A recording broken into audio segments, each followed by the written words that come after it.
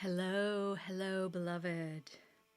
I am very happy to be bringing you this transmission today. It has been pushing its way through for several days and yet not quite wanting to come into form just yet. And I wasn't sure why. I knew that I would learn why. And now I know why, because some very, very important energetic shifting and also intel related to that was came through today. So very excited about it. I am recording this on June 1st in Pacific time at approximately 2:30 in the afternoon, and there have been big energy shifts all day.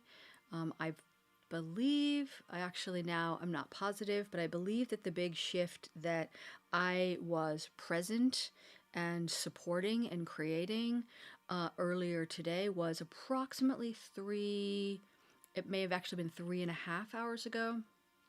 And anyway, it doesn't exactly matter, but I know that many of you like to kind of calibrate your own experiences to some of these timings, and that helps you in your own expansion and also in kind of your nervous system and your own brain side of kind of the mental models that you're integrating and using for yourself as you go in this crazy, wild journey that we are on, particularly this year. So I'm going to quickly describe what occurred earlier and then kind of unpack it based on what's been happening. And some of you may already bring through, as I'm describing what occurred, some of the knowledge from earlier shares that I've been making. I've been making small shares on my social media, primarily my Facebook profile, although I try to remember to put these over onto Instagram as well, just so that there's some level of support for us as we go through this phase. But particularly in these last couple of weeks, it's been quite challenging to bring new things into form. And there are many ways of interpreting and thinking about that. We'll come back to that. So today, what occurred was my cosmic brother here in human form and I got on a live call as he was working with some challenging energetics, and we help each other in this way all the time. And just as a side note, by the way, I hope that you have people in your life who can function at least your level on the esoteric work or higher, with whom you're able to do this kind of connecting and support for each other. And it is very difficult to find those people, but is set intention to let them come in at this time. And also, it may be important to access that level of support from someone who is able to do that through a kind of a paid container, but it doesn't have to be. So it's a really very much a choose your own adventure, and you know whether or not you have the connectedness, the connection, the live relationship that is most supportive of where you are now and what you want that experience to be like. So, yes. Okay, so we were sensing into very intense blocking energy, which I was immediately aware was actually what was happening for the collective. This blocking energy around the highest timeline for the collective was in place, and not just a function of for this person's own timeline or my own, but all of us in many ways. And so what the visuals that came in were related to all of the timeline shifting and clearing that has been occurring in these last just a little over 2 weeks, as the founder code sort of second wave of them has been coming through. And we started that work May 12th, and we did it on May 12th, May 19th, and May 26th, bringing in the most huge, very difficult to put into words, new frequencies and new energetics. I'll describe a little bit of it later. And very powerful. And it is a function of these coming in and what they have been shifting and making possible for the first time for humanity that has been what is the core foundational driver behind why it may have been difficult to bring certain things into form over these last couple of weeks, while also supporting us to, in fact, bring new interesting things into form at the same time. So there's been this both and of, oh yeah, oh, this cool new thing that I started or I did or I created or I finished. But there were these 7 other things I wanted to do, and I haven't been able to really do them, and I don't know why, and that's been very frustrating for me. So really having that both and would make a lot of sense to me. It's certainly been my own personal human experience as well. And also during this time, many have been feeling more extreme physical challenges than they are used to having for kind of the phase in which they are at around their integration of their cosmic and original self into their human. And so maybe have been having many, many months or even years of sort of, oh, wonderful, great, fabulous, all the good things. And then hitting this kind of energy of like this sort of like, what's going on? Like the car's not going. There's a sort of squeaky, kind of gunkiness feeling and being surprised and even worried about it. And I've had a number of people reach out to me with concerns about things like, oh no, I think I screwed up and I fell off my highest timeline. Oh no, oh no.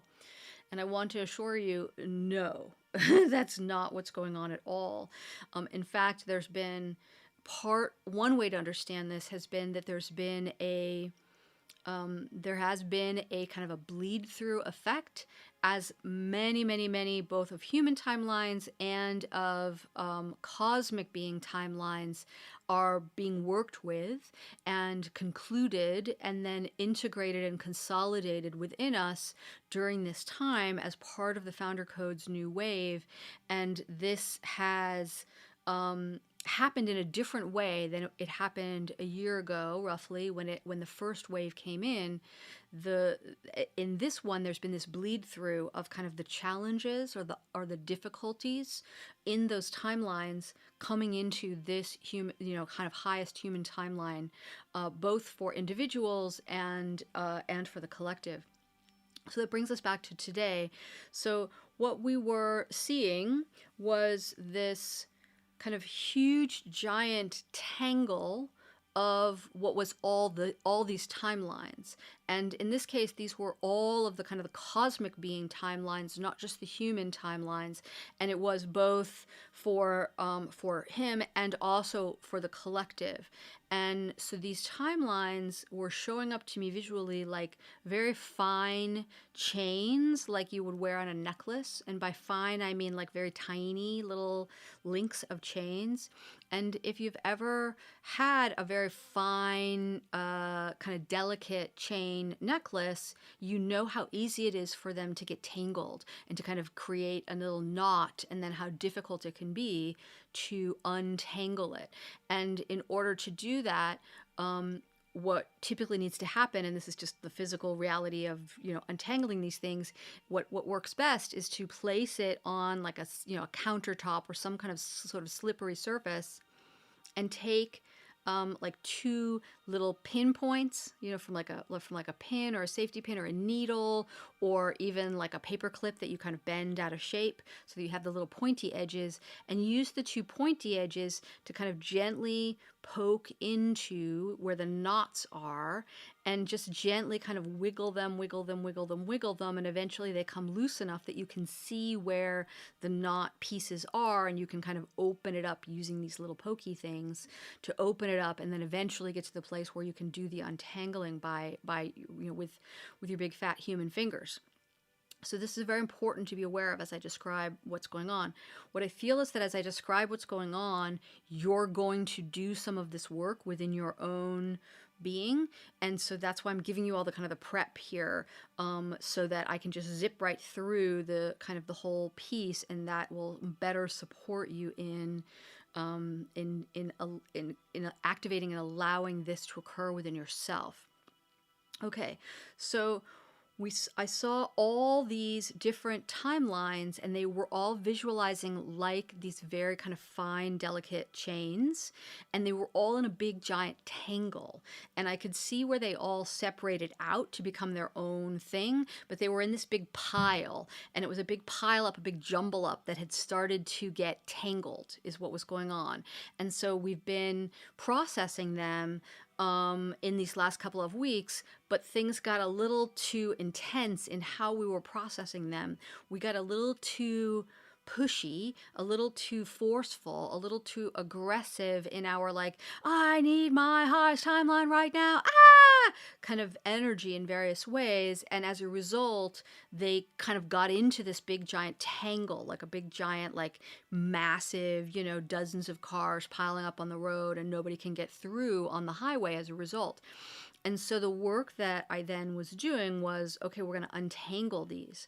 So we began to untangle them using the kind of the energetic equivalent of these little needle points to start pulling and teasing them apart, and pulling and teasing them apart. And I was moving and shifting them, and gently just kind of shaking them, or moving them a little bit here and there, vibrating them so that the movement of that vibration would allow the different little tiny chain links to start to separate enough from each other, to get enough space between them, that I could start to discern them differently and start to move them apart from each other again, really. So just kind of continuing to do that, continuing to do that. And as I did that, I was then able to see kind of at the bottom of the pile, the kind of the highest timeline of the collective.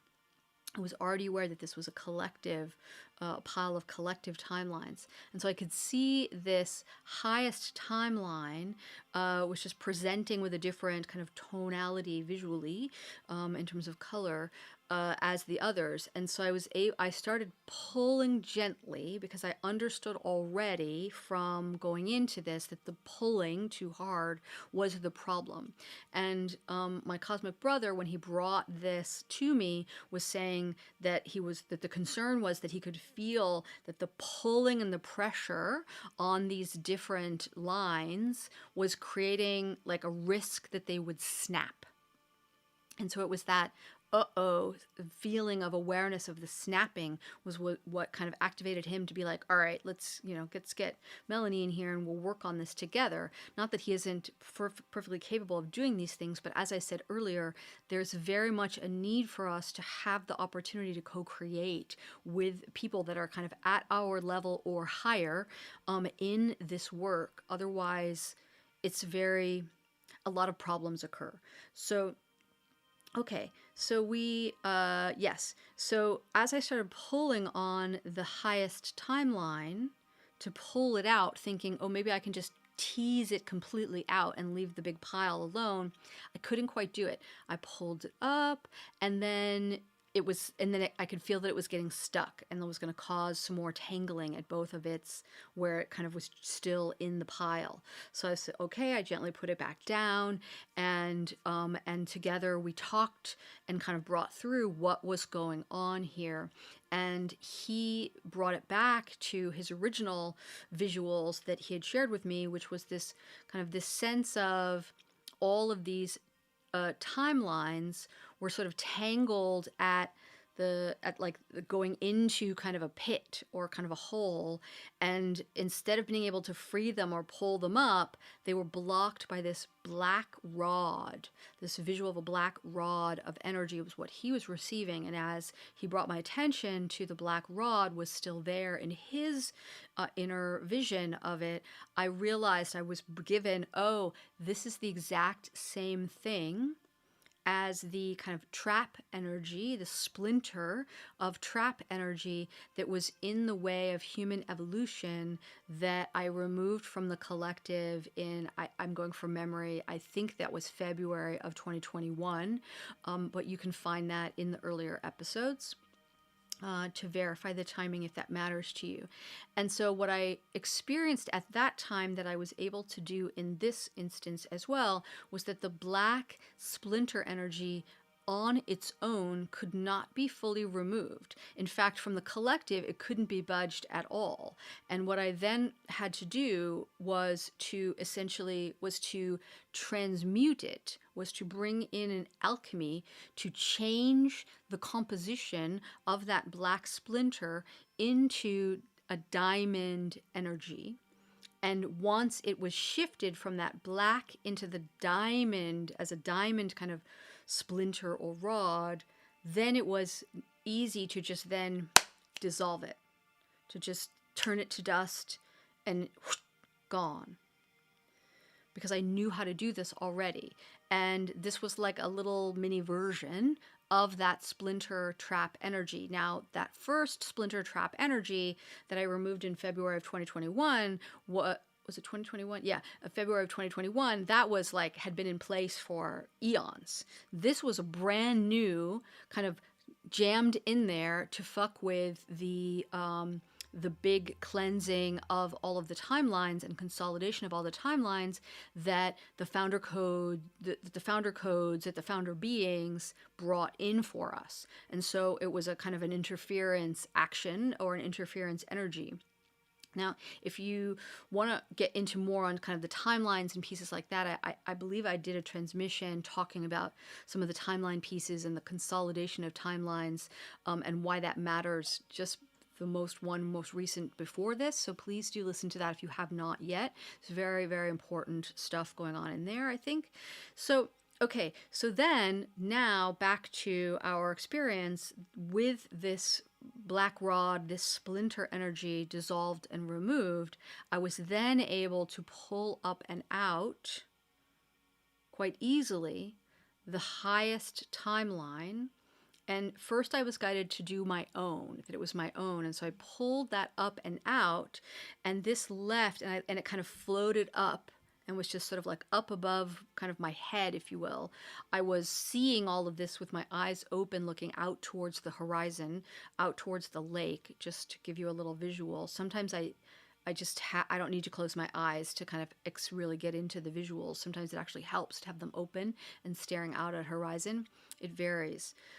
So this kind of then was floating kind of up above, like about a little above eye height for me, and just floating there. And then all these others I could just send in a big giant pile away to be decomposed and dissolved and broken down, and it was the sort of the mycelial networks, and the energetics, not just earthen but cosmic as well, that function similarly to the fungal networks here on Earth in the physical, that take that which is no longer useful and doesn't have kind of useful life left in it, and decomposes it and breaks it down and turns it into something useful for new life.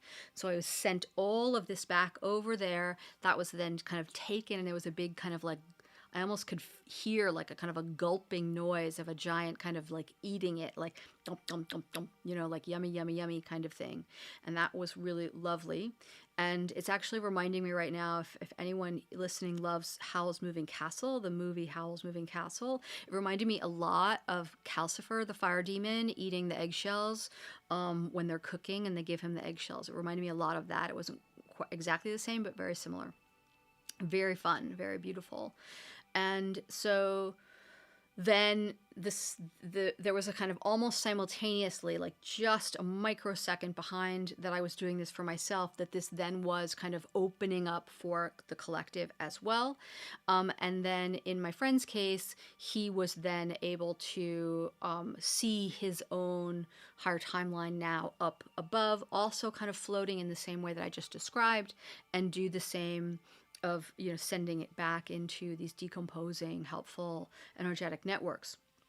So this was really helpful and beautiful for both of us in various different ways, and has opened a bunch of different things within me, and I feel within him, and for both of us in fun ways to kind of to be revealed as we go along, right?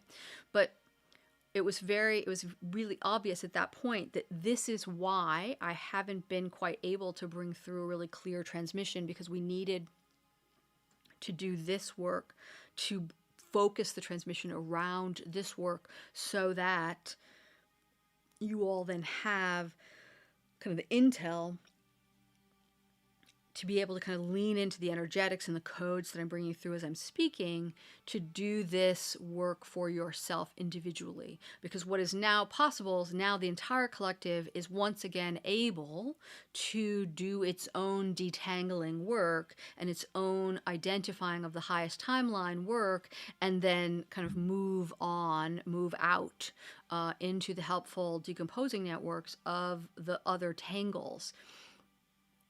So, but you want to focus on this for yourself as an individual being, and as you're doing it, if you feel called or capable to support it for the collective, then please do that as well. And if you don't feel called or capable in that regard, that's absolutely fine.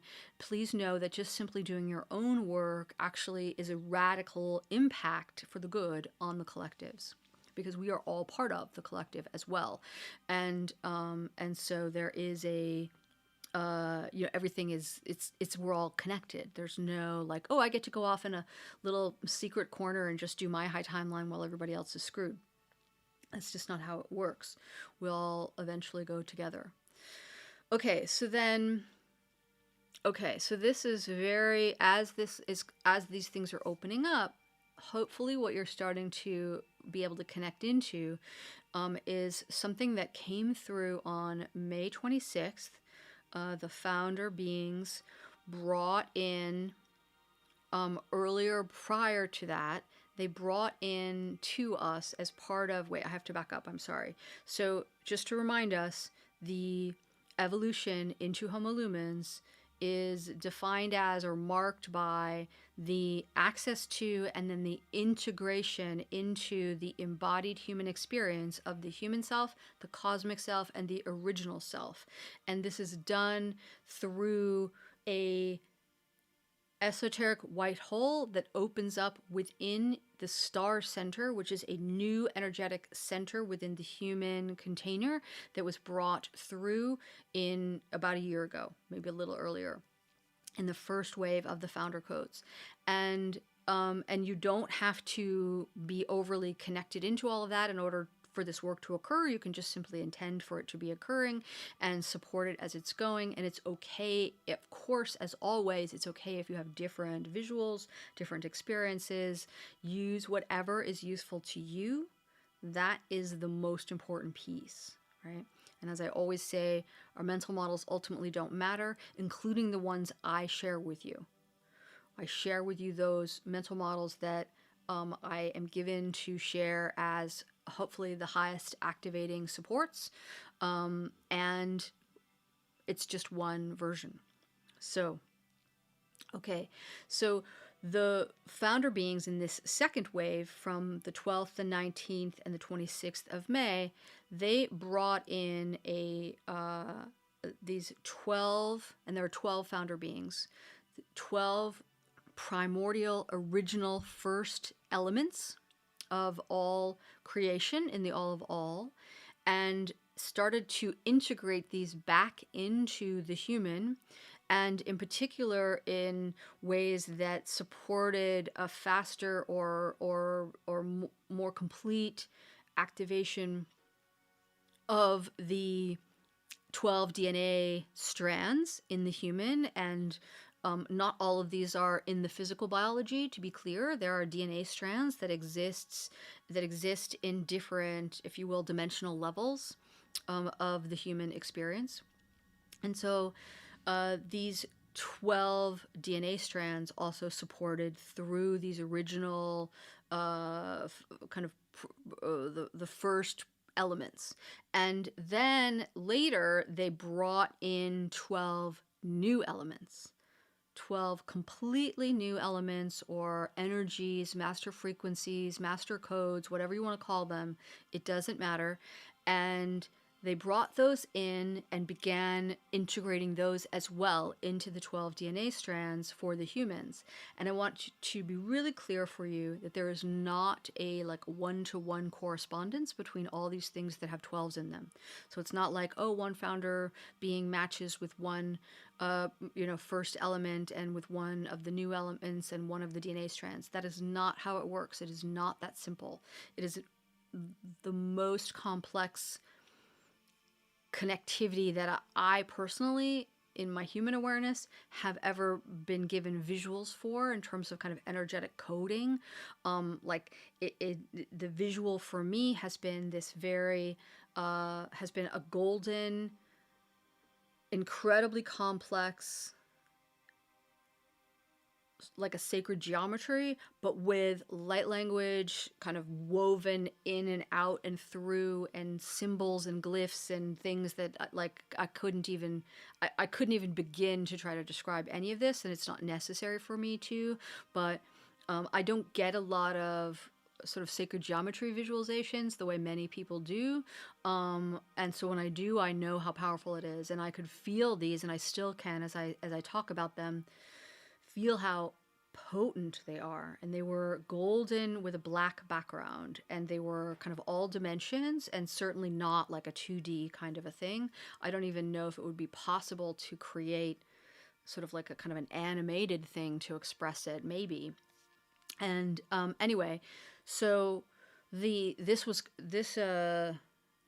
okay, yes. So then the kind of the next thing that occurred was that these 12 new elements each presented themselves, and I could see that at the center of each one was this brilliant, brilliant, brilliant kind of diamond crystalline kind of light energy kind of pulsing out from the center of it that was just like whiter than white. And then there was this like all these colors kind of refracting out, like in that same way that if you held like a multifaceted cut crystal or diamond up to the light, you would get like all these little like boom, boom, boom, all these cool colors would be kind of zooming out of it. It was like that, but like times a gazillion, coming out all at once and all moving and all connected to each other, like a kind of a kaleidoscopic melange of all of these beautiful, beautiful, beautiful colors zooming out of each of these 12 new element energies. And they then kind of morphed or evolved or turned themselves into giant multicolored flowers, but not like one flower per element, like many, many, many, many, many, many, many flowers all in one, like kind of a big giant sphere of flowers just all opening up and blossoming and blooming all at once in all these different colors, just incredible. And each of the 12 new elements was doing this and kind of morphing out into this giant sphere of these kind of flowers, into creating a kind of like a giant flower sphere, but not a perfect sphere, right? This wasn't about like a perfect circle. It was a natural, organic, earthen focused shape. So therefore, with irregularities by design, in the way that even a really perfect, flower that's in a perfect quote unquote circle, it has little edges where the petals go, and some petals are a tiny bit longer than another, right? And what was happening was that the founder beings were shifting these new elements into this beautiful new flower grid for the energetics for the earth. So the old energy grid for the earth was replaced by this new flower, new elements grid, and it began spreading out around the globe, and I was seeing it encompass the entire globe. This happened on May 26th, so you may want to kind of calibrate to that if that's useful to you.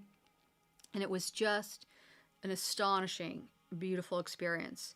I was actually then guided a couple of days ago to get up really early. My human was not excited about getting up that early, but I just do what I'm told. To work on some visuals to express this beautiful new flower earth energy grid for you all. And so I'll figure out a way to kind of somehow get those connected in here. Excuse me, I need a little water. Okay, so all right, so this is what's been happening. And so this may have been creating all sorts of challenging experiences in these last couple of weeks, as well as interesting openings at the same time. And the difficulties of bringing things into form, or the feeling of like, why won't kind of the thing land? Why won't the plane land? I'm like standing here at the airport waiting for all my planes to land, and they're just circling, circling, circling. Or I used to be standing at the airport watching my planes circling, but now I can't even be in the airport and I don't even feel any of the planes. That was a really common experience as well for people in various different ways. And sometimes as these different timelines, I didn't mention, I think I mentioned this in the earlier transmission, but basically with these new founder codes here, we're then supported to have this huge batch processing of other timelines, both in our human and in our cosmic self, and this bleed through effect that I think I just mentioned earlier, was creating some challenging kind of emotional experiences for people, and then sometimes people get stuck in a loop around the challenging emotional experience, the kind of, oh no, what am I doing wrong? And then that has a negative downward spiral effect. And it was actually, this is interesting. It was actually this large downward negative spiral experience for so many that kind of fueled, if you will, the intensity of this black rod, this black splinter energy that we have dissolved and removed earlier. It didn't put it there, but it made it possible for it to be so much stronger and bigger than I feel it probably should have been otherwise. So what that tells us is, it reminds us that no matter what is going on in our external circumstances, if we can find a way to love and resource and forgive ourselves for whatever is going on, or wherever we don't feel like we're doing the things that we needed to do, or whatever it is, if we can find a way to focus on, and think of this from a neural rewiring, a neural pathways perspective, to focus on the good, or to focus on our activities on what lights me up, or what supports my radiance, and to think about tending to your radiance and feeding your magic even when you're in the shitty shit, right? And like, I know for myself, when I have really challenging moments, the most effective way for me to actually deal with that state is to go into deep energetic service work for the earth in some way, or wherever I'm supported or called to do that. And that actually has as a byproduct of doing that work, 99% of the time, it just reconnects me. It's like as if for me, bad experiences in recent years are almost entirely marked by a sense of, oops, somehow like the radio signal got turned off. What the hell happened?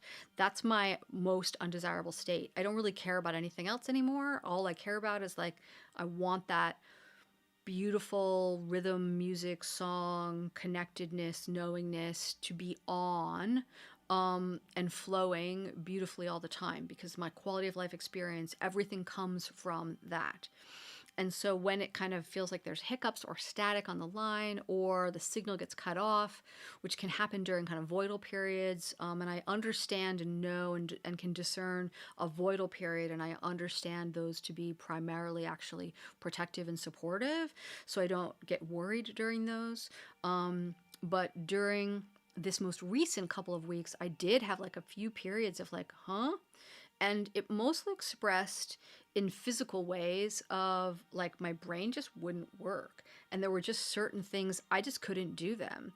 And what I sense is that those will start to come back online now for me, today and tomorrow and Friday as we kind of get moving again. And, and so hopefully this will be true for you as well. I know many others who've also had their own version of like, ooh, start, stop, start, stop, start, stop, can't quite get things going, or maybe can't even start, right? It's just like, sorry, just can't do that. It's almost like my friend had been talking about this idea of like kind of a repelling energy around certain activities that he would have liked to have been doing on his computer. Which is like, oh yeah, I feel that. Like there's certain things at my desk that I can do, but there's a lot of things that I wanted to do that it was like, nope, can't do it. And it did feel exactly like a repellent energy, like a reverse magnet effect, where it was like I would try to push into it and it would like physically push me back. Very challenging, very frustrating. Fortunately, the people close into my life who are affected by that have been very gracious with me around kind of the quote unquote deliverables that haven't been available as a result of this. So, but I do feel things will start to move and open up again. And hopefully you're already feeling better today. Hopefully you're already feeling some of the energy is shifting, or after you hear this and as you've been hearing this, hopefully you're feeling more of that kind of opening and that connection happening and things getting started again. And I'm being told to remember, for those of you who like to connect into planetary astrology as you think about these things, we have been in a Mercury retrograde period,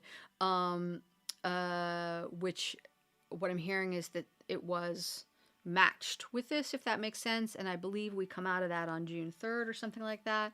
So it makes sense that we're kind of starting to get moving again. I find planetary astrology to be very useful at certain times for explaining certain things, and I encourage you to not let it dictate to you what is possible, because it's always just based on people's interpretations. Right. So there's some, incredible astrologists in the world, and they will, be able to kind of interpret things in a way that is the most kind of empowering and supportive for you. But many people have these very dense old world ideas about certain astrological pieces, and so it can be very disempowering as a result, right? Like there's often a story of, oh, Mercury retrograde means like everybody's screwed and terrible things are going to happen. Oh, if that's what you want to believe, then that's probably what your experience will be. My experience of retrogrades is that they are for all in all ways is that they're very useful and very supportive, and they are by design kind of placed, if you will, in the temporal lines of our human time to support us around the kind of the reviewing and the refining, the redoing, the reflecting on whatever is will be best served by that at that time. So the other thing that I want to bring in, and we'll see if I can put this into words or not. So I'm not sure that I can actually. Yeah, I don't think I can put this into words, but I'll just drop a couple of kind of like bookmark words, so that those of you, because I'm hearing do this, because at least some of you will be able to have certain things open within you just from hearing it, even though it doesn't make any sense per se.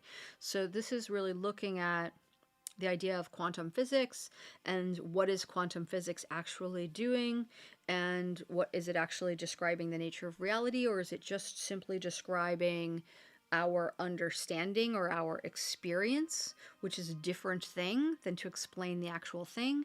And that if we kind of connect the idea of it's being describing information, then we can look at, when we look in certain kind of quantum math and whatnot, the kind of the binary nature of information as it's understood by humans at this time, then makes a lot of interesting things happen in quantum science. But what's important about that is the reminder that in form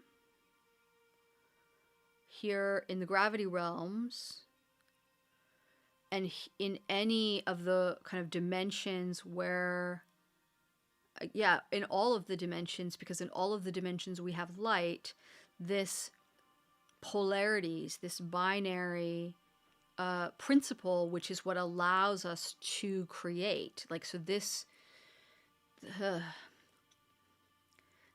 kind of 1 + 1 equals a new thing. It's not 1 + 1 = 2. It's this 1 + 1 can come together to create this new thing, and this kind of foundational sort of trinity element that is present underlying all expressions of the deep sacred current of life force that occur in all of the dimensions outside of, if you will, 0 dimension or 13th dimension, depending on how you like to language that. And one of the ways in which we've been playing with that here on Earth has been around this idea of feminine and masculine energies. And these energies have been continuing to essentially kind of repair themselves and flip where they have been inverted, to flip back to kind of correct position, and then as a result be able to kind of elevate in a way that is useful. And I don't mean elevate in a like leave or go away, but to just kind of be restored. Restored is the word that I want. And then from a place of restoration to be able to expand, which is very much what many of us individually have been desiring and wanting to go through, or we have gone through in recent years, is this: how do I get restored to myself? And if you think about the different layers of your kind of life experience as a human, there are many different ways to think about being restored to yourself. There's, kind of the classic, you're an adult and you're busy and things are too much and you're stressed and you get into sort of an overwhelm or a burnout or whatever, or stuck or whatever, and then I want to get restored to my kind of good functioning self. That's kind of a simple level. Then there's the sort of the deeper human level of, my very early years experienced a variety of different degrees of kind of trauma and separation and not having the right kind of unconditional love access that all humans should have, but almost none in the modern world actually are able to have. And as a result, there is this kind of hiding away of core aspects of ourselves, core pieces of our core essence, if you will. And then much of our lives are then marked by the journey of trying to recover, reclaim, reconnect, restore connection to all of ourself. And there are ways in which you can view that journey as actually being in service to the opportunity to then also restore into your awake human awareness your cosmic self, your spirit, your soul, the experiences, knowledge, wisdom, whatever you want to call it, of other lives, not other kind of timelines of this human, but other lives, other experiences that you've had. And that is what this evolutionary journey into Homo Lumens is really about, is that integration and that restoration of all of that, but for the first time to be able to have it in an embodied form at this level. All right, so I think this is